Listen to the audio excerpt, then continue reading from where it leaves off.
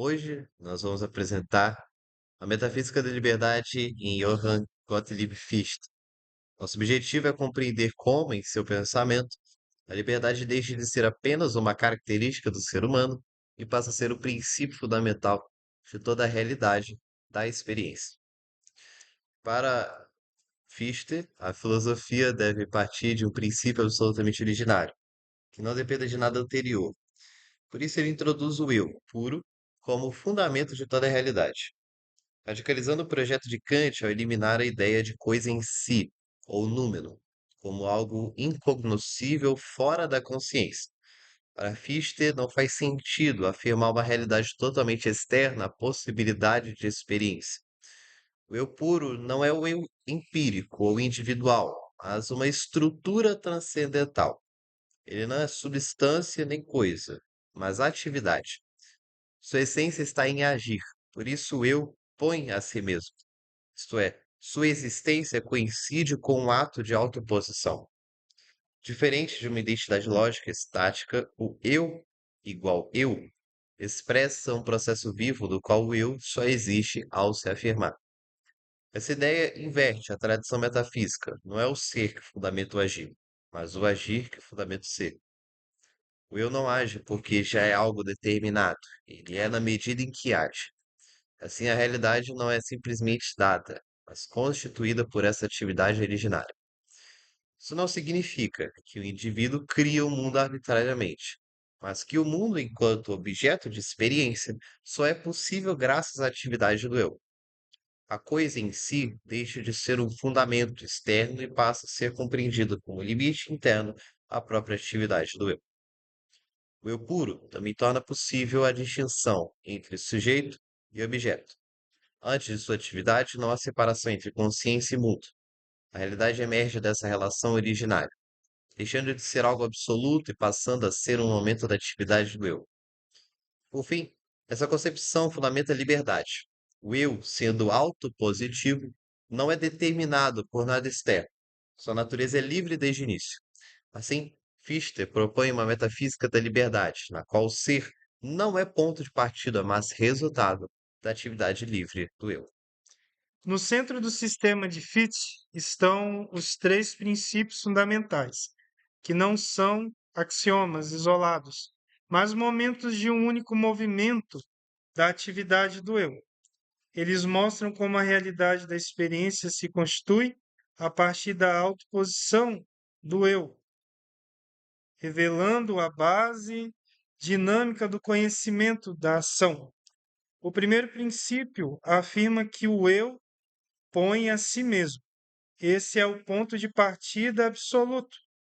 O eu não é algo dado, mas existe ao se afirmar.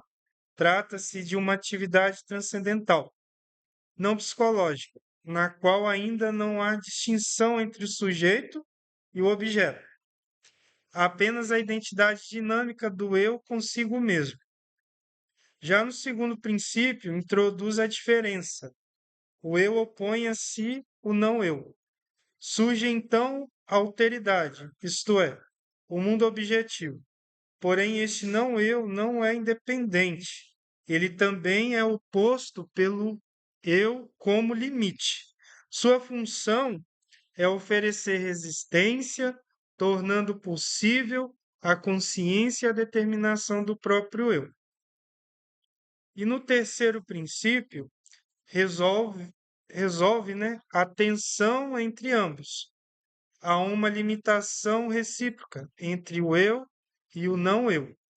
O eu torna-se finito ao encontrar limites, enquanto o não eu só existe em relação ao eu. E nessa relação que se constitui a experiência concreta, como a interação entre atividade e resistência. Assim, nós temos os três princípios expressam a estrutura do idealismo fichtiano, da autoposição do eu à oposição do não eu, culminando na síntese entre ambos. Não se trata de uma sequência temporal, mas de condições da experiência.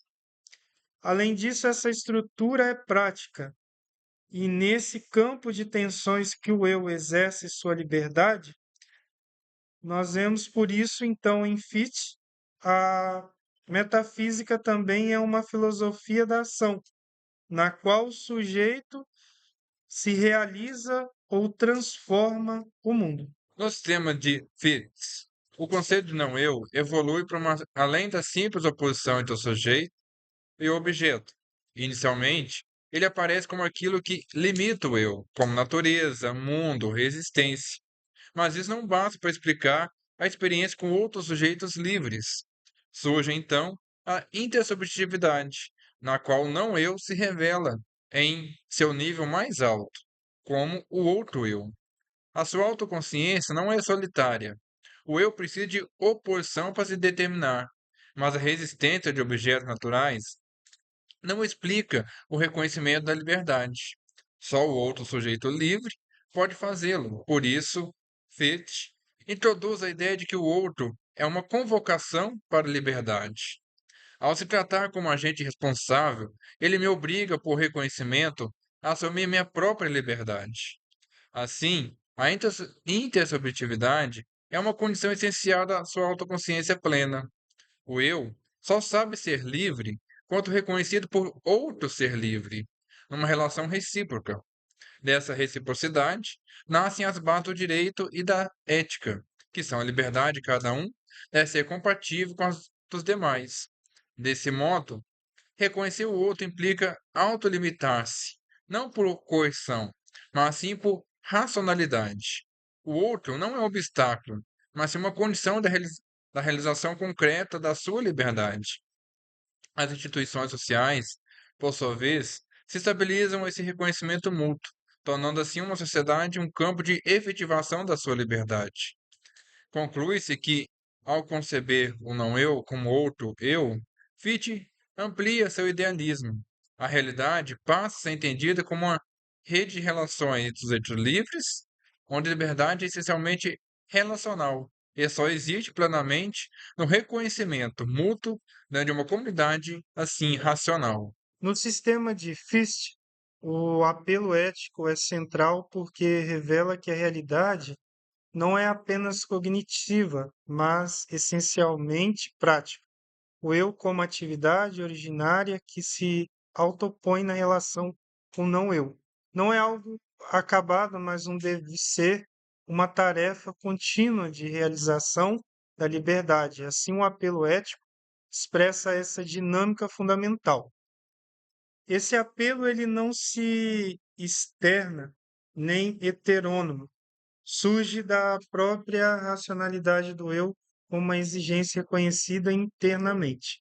Ao afirmar-se livre, o eu reconhece também sua responsabilidade de concretizar essa liberdade, enquanto o não eu aparece como o outro eu.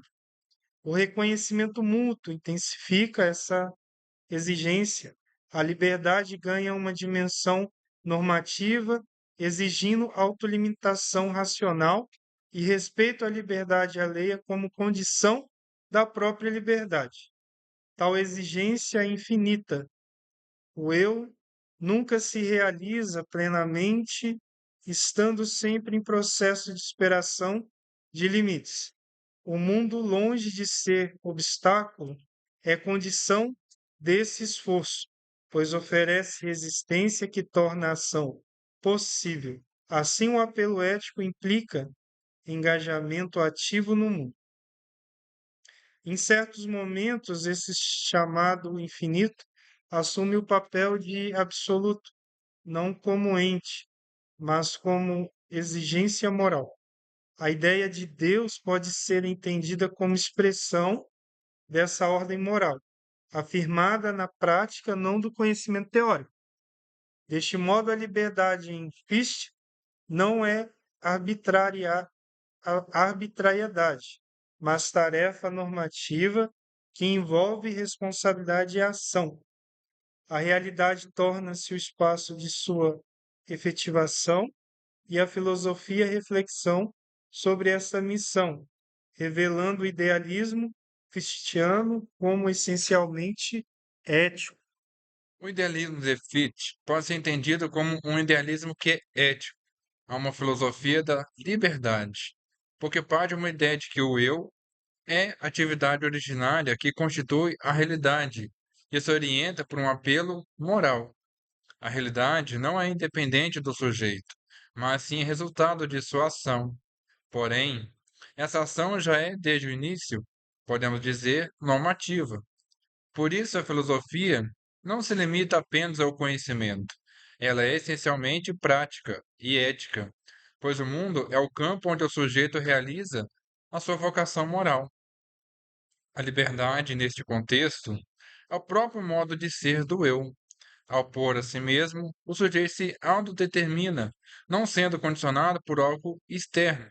Contudo, a liberdade não significa arbitrariedade, mas sim um agir segundo as leis racionais que o próprio sujeito reconhece.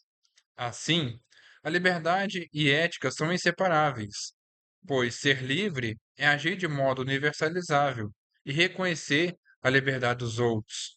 Assim, a intersubjetividade torna-se, portanto, condição essencial da realização da liberdade. O apelo ético, ele é infinito, o que dá à filosofia de Fichte um caráter que é dinâmico. O eu nunca está plenamente realizado.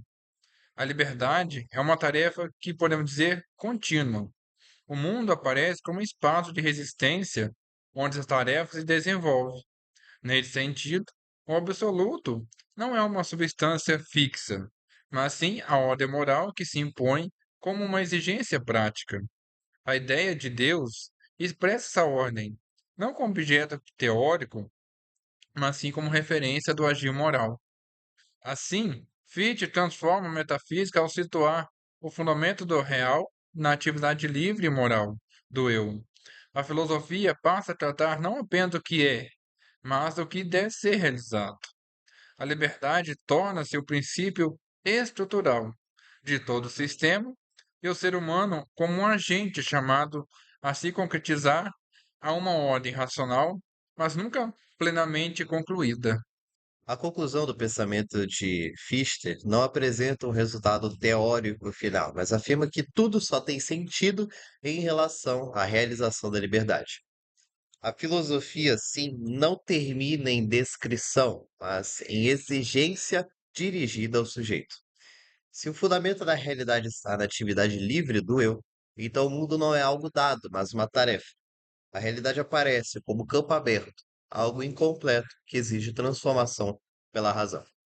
Nesse horizonte, o ser humano não é definido pelo que já é, mas pelo que deve tornar-se.